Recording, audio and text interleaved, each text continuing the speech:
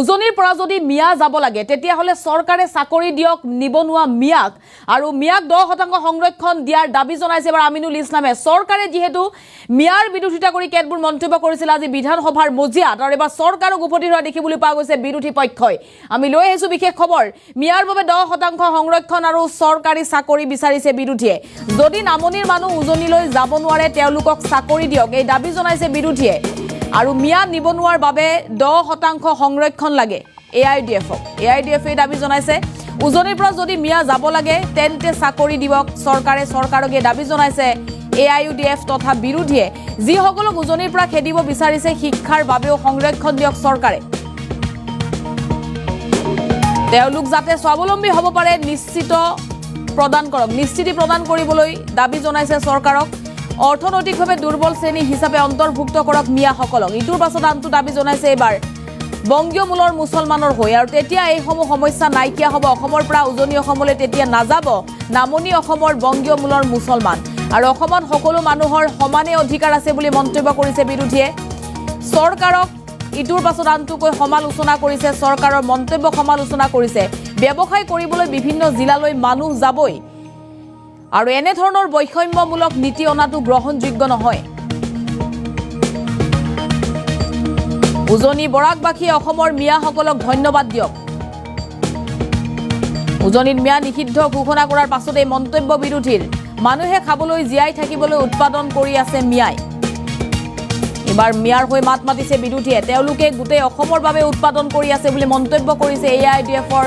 বিধায়ক আমিনুল ইছলামে আৰু তেওঁলোকক মৰম কৰি কৃতজ্ঞতাহে দিব লাগে বুলি মন্তব্য কৰিছে মিয়াই অসমৰ বাবে উপকাৰ কৰি আছে বুলি মন্তব্য কৰিছে আৰু গোটেই অসমৰ বাবে উৎপাদন কৰি আছে মিয়াই অপৰাধ কোনো জনগোষ্ঠীৰ লোকে কৰা নাই বুলি মন্তব্য কৰিছে সেইসকল জনগোষ্ঠীৰ মানুহকো অসমৰ পৰা খেদক অসমৰ কোনটো জনগোষ্ঠীৰ লোকে অপৰাধ কৰা নাই এই বুলি প্ৰশ্ন কৰিছে চৰকাৰে এতিয়া চকুমুদা কুলিৰ ভাও ধৰিছে চৰকাৰৰ বিৰুদ্ধে ইটোৰ পাছত আনটোকৈ ক্ষু বুজাৰিছে বিৰোধীয়ে এনে চৰকাৰ থকাতকৈ নথকাই ভাল বুলি মন্তব্য কৰিছে আৰু আজি বিধানসভাৰ মজিয়াত যেহেতু মুখ্যমন্ত্ৰী উদ্দাত্ত ভাষণ দেখিবলৈ পোৱা গৈছিল মিয়াৰ বিৰুদ্ধে শান্তি শৃংখলা বজাই ৰখাত ব্যৰ্থ হোৱাৰ বাবে চৰকাৰে আনিছে বৈষম্য সদনত মিয়াক লৈ হোৱা বাক বিতণ্ডাৰ মাজতেই সংৰক্ষণৰ এবাৰ দাবী তুলিছে AIDFে চৰকাৰী চাকৰিৰ দাবী তুলিছে AIDFৰ বিধায়ক আমিনুল ইছলামে পুনৰ চৰকাৰক দিছে তোলা ধুনা আৰু আজিৰ দিনটো যেহেতু মুখ্যমন্ত্ৰী হিমন্ত বিশ্ব শৰ্মাই মিয়াৰ বিৰুদ্ধে মাত মাতিছিল উজনি অসমলৈ যাব নোৱাৰে বুলি কৈছিল যদি নামনিৰ মানুহ উজনিলৈ যাব নোৱাৰে তেওঁলোকক চাকৰি দিয়ক 10% সংৰক্ষণ দিয়ক শিক্ষাৰ ক্ষেত্ৰত সংৰক্ষণৰ দাবী জনাইছে এবাৰ বিৰোধীয়ে আৰু চৰকাৰৰ সেই মন্তব্য কঠোৰ সমালোচনা কৰি চৰকাৰক উভতি ধৰিছে এবাৰ আমিনুল ইছলামে আৰু পুনৰবাৰ চৰকাৰক তীব্ৰ সমালোচনা কৰি তোলা ধুনা দিছে আমিনুল ইছলামে এই মুহূৰ্তত আমাৰ হাতত মন্তব্য আহি পৰিছে মন্তব্য শুনক আৰু এতিয়াও দাবী কৰিছো যে অসমখন সমগ্ৰ অসমৰ অসমীয়া আৰু অসমবাসীৰ কাৰণে সমগ্ৰ অসমত য'তে ত'তে বিচৰণ কৰা ব্যৱসায় কৰা কাম কৰাৰ অধিকাৰ আছে ইয়াত কোনেও যে উজনি অসমৰ মানুহ নামনিত আহিব নোৱাৰিব বা নামনিৰ মানুহ উজনি অসমত যাব নোৱাৰিব বৰাক উপত্যকা মানুহ ব্ৰহ্মপুত্ৰ উপত্যকাত আহিব নোৱাৰিব বা ব্ৰহ্মপুত্ৰ উপত্যকা মানুহ বৰাক উপত্যকাত গ'লে খেদিব এনেধৰণৰ এটা আঞ্চলিক বা এনেধৰণৰ এটা বৈষম্যমূলক নীতি থাকিব নালাগে চৰকাৰ ইয়াত কঠোৰ হ'ব লাগে যে অসমৰ যিকোনো প্ৰান্তৰ অধিবাসী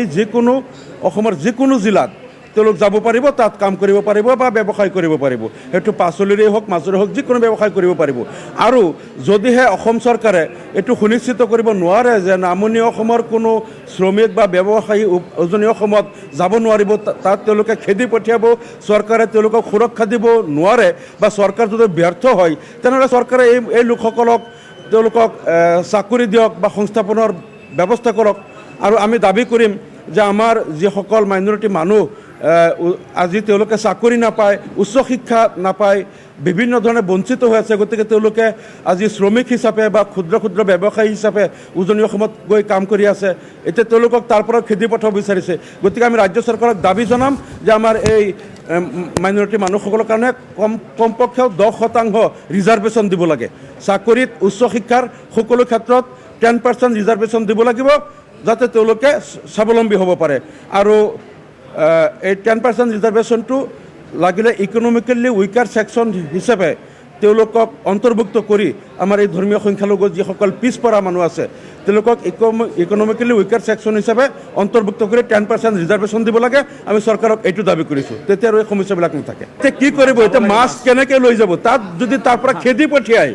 এতিয়া কৈ আছে ইয়াত নামনি কোনো মানুহ যাব নোৱাৰে, বা তেওঁলোকে ইয়াত যদি আছে যিসকল এসপ্তাহত খেতি পঠিয়াব লাগে, তাত কাম কৰা ব্যৱসায় কৰা মানুহক এতিয়া যদি নিৰ্যাতন কৰে, খেতি কৰে, তাত তেওঁলোকে মাছেই পাচলি যি হওক যি ব্যৱসায় তাত কৰি আছে, তেওঁলোকক চৰকাৰ নিৰাপত্তা দিব নোৱাৰে। এতিয়া কি ক'ব ৰাইজে? গতিকে চৰকাৰ নিৰাপত্তা দিয়ক মানুহখিনিক আৰু ৰিজাৰ্ভেশ্যন দিয়ক, তেতিয়া চব খোলা হ'ব, কোনো সমস্যা নাথাকে। না দখলত আছে মানে কি, তেওঁলোকে ছাৰ্ভিচ দি আছে, এইটো তেওঁলোকক ধন্যবাদ দিব লাগে যে উজনি অসমত হওক, বৰাক উপত্যকা বা য'তেই আজি মানুহেতো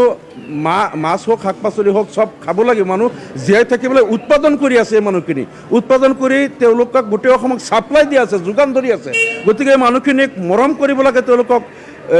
প্ৰতি কৃতজ্ঞ হ'ব লাগে। তাৰ বিপৰীতে যদি এই মানুহখিনিক ভাবুকি দিয়ে, খেদি পঠিয়াই বা এনেধৰণৰ নিৰ্যাতন কৰে, এইটো এখন চৰকাৰ থাকিও যদি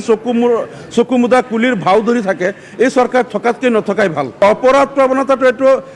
এতিয়া অসমত কোন জনগোষ্ঠী নাই? যোৱা 2 মাহত চাওক, সকলো জনগোষ্ঠীৰ পৰাই অপৰাধৰ কথা আহি আছে। তেনেহ'লে